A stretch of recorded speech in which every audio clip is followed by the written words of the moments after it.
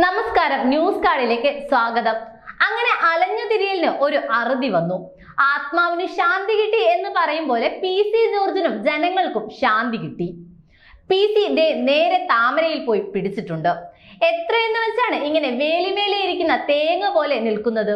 എങ്ങനെ പോയാലും ഏതെങ്കിലും ഒരു കരയിലേക്ക് വീണേ പറ്റൂ. അല്ലെങ്കിലും ജോർജും മാണിയും ജേക്കബും ബാലകൃഷ്ണ പിള്ളയുമെല്ലാം കോൺഗ്രസിനെ വളർത്താനല്ലല്ലോ കുടുംബ പാർട്ടികൾ ഉണ്ടാക്കിയത്.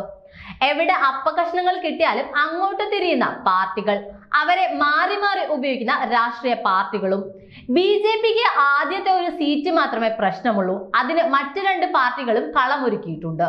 2-3 ഇലക്ഷനുകളിൽ BJP ഒരു സീറ്റെങ്കിലും നേടുമെന്നാണ് സാഹചര്യങ്ങൾ സൂചിപ്പിക്കുന്നത്. താൻ BJPയിൽ ചേർന്നത് മതമേലധ്യക്ഷന്മാരുടെ അനുഗ്രഹത്തോടെയാണ്. ചോദിക്കേണ്ടവരൊക്കെ ചോദിച്ചിട്ടും ക്രൈസ്തവ സഭാ പിതാക്കന്മാരോടും മറ്റും സമുദായ നേതാക്കളോടും അനുഗ്രഹം വാങ്ങിയ ശേഷവുമാണ് BJPയിൽ ചേർന്നത്.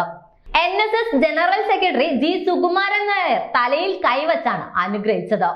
5 കൊല്ലം മുമ്പെങ്കിലും BJPയിൽ ചേരാൻ തീരുമാനിക്കാതിരുന്നത് കേരളത്തിന് വലിയ നഷ്ടമായി പോയെന്നും ജോർജ് പറഞ്ഞു. BJP കേരള പ്രഭാരി പ്രകാശ് ജാവ്ദേക്കറും കേന്ദ്രമന്ത്രിമാരായ V. മുരളീധരനും രാജീവ് ചന്ദ്രശേഖരും BJP ജനറൽ സെക്രട്ടറി രാധാമോഹൻ ദാസും അഗർവാളും ചേർന്ന് PC ജോർജിനെ പാർട്ടിയിലേക്ക് സ്വീകരിച്ചു. PC ജോർജിന്റെ മകനും ജില്ലാ പഞ്ചായത്ത് അംഗവുമായ ഷോൺ ജോർജും അംഗത്വം സ്വീകരിച്ചു. കേരളത്തിലെ റോമൻ കത്തോലിക്ക വിഭാഗത്തിൽ നിന്നുള്ള പ്രധാനപ്പെട്ട നേതാവാണ് PC ജോർജ് എന്നും അദ്ദേഹം ചൂണ്ടിക്കാട്ടി.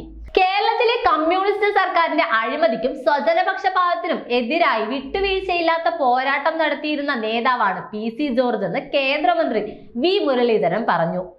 കോൺഗ്രസ് കേരളത്തിൽ CPM-മായി അഡ്ജസ്റ്റ്മെന്റിലാണെന്നും അദ്ദേഹം ആരോപിച്ചിട്ടുണ്ട്.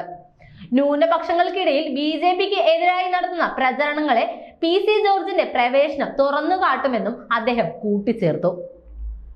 ലയനത്തിന്റെ ഭാഗമായി കേരളത്തിൽ വലിയ റാലി നടത്തുമെന്ന് പ്രകാശ് ജാവ്ദേക്കർ പറഞ്ഞു.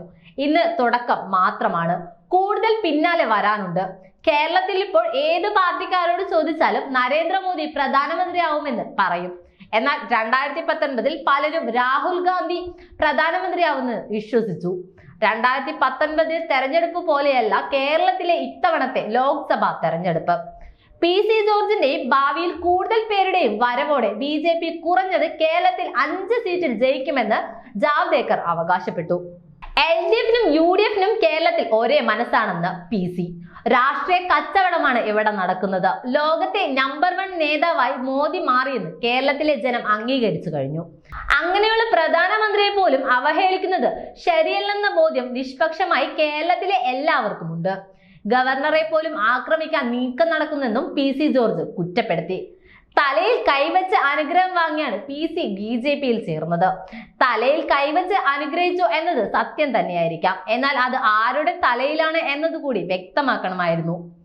5 വർഷം മുന്നേ BJPയിൽ ചേരാത്തത് കേരളത്തിന് വലിയ നഷ്ടം തന്നെയാണ്.